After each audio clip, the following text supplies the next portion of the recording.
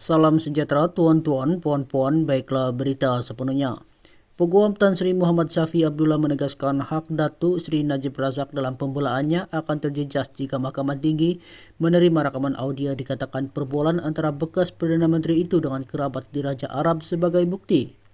Muhammad Syafi dalam hujahannya berkata, rakaman yang hendak diterima masuk pendakwaan bagi membidas pembelaan Dharma Arab oleh Najib itu mungkin terusik, rosak dan mengandungi maklumat salah, menjadikan penerimaannya sebagai bukti adalah tidak berperlembagaan.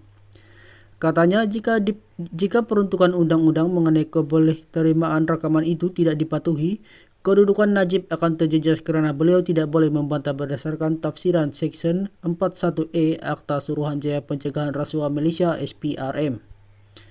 Oleh itu, ia menafikan hak tertuduh Najib untuk mendapatkan perbicaraan adil pendakwaan menyalahgunakan proses mahkamah kerana tidak menerima masuk komunikasi yang dipintas itu mengikut Seksyen 43 Akta SPRM. Sebaliknya, menggunakan pintu belakang dengan memaksa mahkamah menerima bukti dokumen mengikut Seksyen 41E Akta SPRM.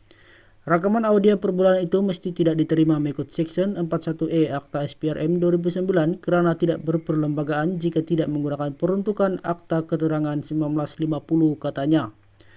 Peguam itu berkata demikian bagi membalas hujahan pendakwaan yang memohon rakaman audio berkenaan diterima sebagai bukti dalam kes penyelewengan dana One Malaysia Development Berhad 1 MDB.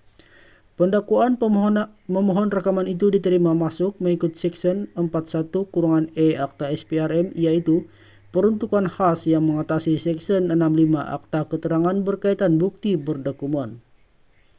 Rakaman audio dipertikaikan itu dimainkan di mahkamah ketika bekas Ketua Setiausaha Perbendaharaan Tan Sri Muhammad Irwan Serigar Abdullah memberi keterangan dan mengenal pasti suara berkenaan kedengaran seperti Najib.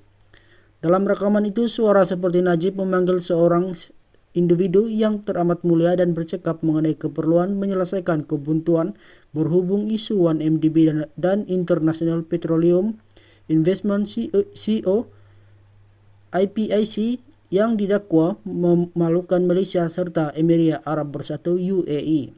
Najib 69 menghadapi 4 pertuduhan menggunakan kedudukannya untuk memperoleh suapan berjumlah RM2.3 bilion dalam dana 1MDB dan 21 pertuduhan pengubahan wang haram membabitkan jumlah wang sama.